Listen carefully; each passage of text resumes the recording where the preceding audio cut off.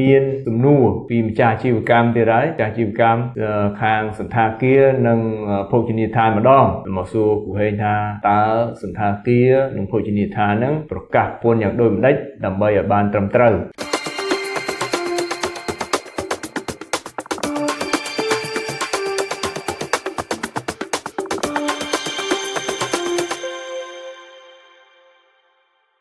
បាទសូមជម្រាបសួរលោកស្រីអ្នកនាងកញ្ញាដែលជាម្ចាស់អាជីវកម្មជាទីមេត្រីបាទថ្ងៃនេះលោកគ្រូហេងមាន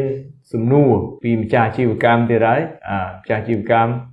ខាងសន្តាគារនិង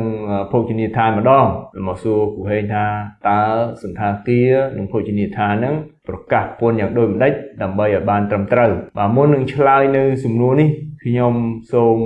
ពន្យល់អំពីប្រតិបត្តិការរបស់សន្តាគារនិងភោជនីយដ្ឋានបន្តិចដើម្បីឲ្យលោកស្រីនាងកញ្ញានឹងបានយល់បន្ថែមបាទសន្តាគារបានន័យថាយើងផ្ដល់សេវាស្នាក់នៅជូនអតិថិជនបាទអញ្ចឹង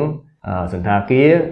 មានជាប់ពន្ធដូចជាពន្ធប្រចាំខែនិងមាន prepayment បាទមាន VAT បាទមាន accommodation tax បាទទាំងអស់ហ្នឹងគឺជាពន្ធប្រចាំខែហើយបើសិនជាយើងគិតទៅ back office យើងមានបុគ្គលិកយើងត្រូវបង់ពន្ធប្រាក់ខែហើយបើសិនជាយើងមានទទួលសេវាផ្សេងដូចជាប្រឹក្សាយោបល់ពីបុគ្គល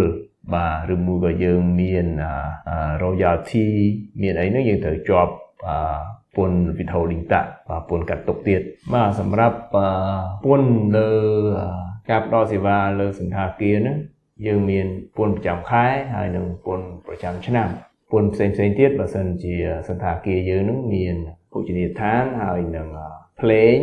ឬក៏យើងមានលក់ស្រាបៀរឬក៏សូរ៉ាហើយយើងត្រូវជាប់ពន្ធ specific tax ឬក៏ public lighting tax ទៀតបាទទាំងអស់ហ្នឹងសុទ្ធតែនៅក្នុង scope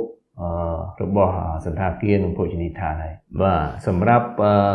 ចាស់សហគ្រាសវិស័យទេសចររួមមានសន្តាគារផ្ទះសំណាក់ភោជនីយដ្ឋាននិងក្រុមហ៊ុនអ្នកងារទេសចរដែលស្ថិតនៅក្នុងខេត្តសៀមរាបនោះខាងក្រសួងសេដ្ឋកិច្ចហិរញ្ញវត្ថុយើងនោះបានចេញប្រកាសមួយលើកលែងពន្ធប្រចាំខែគ្រប់ប្រភេទបាទហើយវាលែងតែពន្ធទៅលើ VAT អាករលើតម្លៃបន្ថែមនិងអាករស្នាក់នៅទេបាទនៅតែបង់ដដែលហើយចំពោះពន្ធប្រចាំឆ្នាំក៏លើកលែងដែរបាទន័យថាគិតពីខែមករា2026រហូតដល់ខែធ្នូ2026គឺលើកលែងតែសម្រាប់តែនៅខេត្តសៀមរាបទេខេត្តផ្សេងទៀតនៅដដែលបាទហើយចំពោះភោជនីយដ្ឋានភោជនីយដ្ឋានក៏យើងបម្រើសេវាដូចគ្នាដែរប៉ុន្តែសេវាយើងគឺជាសេវាម្ហូបអាហារបាទម្ហូបអាហារអញ្ចឹងម្ហូបអាហារវាអាចយើងមានការទិញនៅ raw material ដូចជាបន្លែ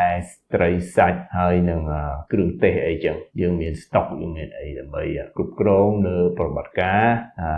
ភោជនីយដ្ឋានយើងហ្នឹងអញ្ចឹងយើងមានទិញយើងមាន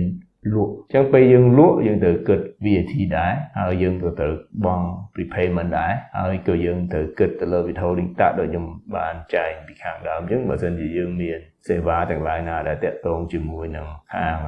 royalty ខាងជួលឬក៏ consultant ពិគ្រោះយោបល់ផ្នែក management អីហ្នឹងអាហ្នឹងយើងអាចជាប់ withholding tax ហើយចំពោះ back office យើងមានប្រាក់ខែបាទអញ្ចឹងសរុបមកវិញបងប្អូនម្ចាស់អាជីវកម្មយើងរកទទួលទានខាងភោជនីយដ្ឋាននិងសន្តាគារត្រូវយកចិត្តទុកដាក់ទៅលើពន្ធខាងលើហ្នឹងហើយជាពិសេសគឺចិត្តដល់ពន្ធប្រចាំឆ្នាំហើយបងប្អូនម្ចាស់អាជីវកម្មកុំភ្លេចរៀបចំពន្ធប្រចាំឆ្នាំឲ្យបានមុនថ្ងៃទី31ខែ3ឆ្នាំ2026នេះផងសូមជម្រាបជូននឹងដល់បងប្អូនម្ចាស់អាជីវកម្មយើងមេត្តាជ្រាបថាយើងត្រូវតែរកនៅអ្នកជំនាញធ្វើការប្រកាសពន្ធនិងបញ្ជីឲ្យបានត្រឹមត្រូវមុននឹងយើងធ្វើការប្រកាសពន្ធបាទសូមអរគុណបាទ Yo, just do what you